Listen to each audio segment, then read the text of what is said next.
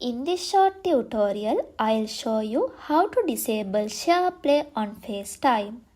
SharePlay allows you to watch or listen to content in sync with others during FaceTime calls. However, if you want to turn it off, follow these easy steps to get started. Open up the Settings app on your iPhone. Scroll down until you see an option called FaceTime and tap on it. After that, scroll down again and tap SharePlay. To disable SharePlay on your iPhone, simply toggle off this switch over here.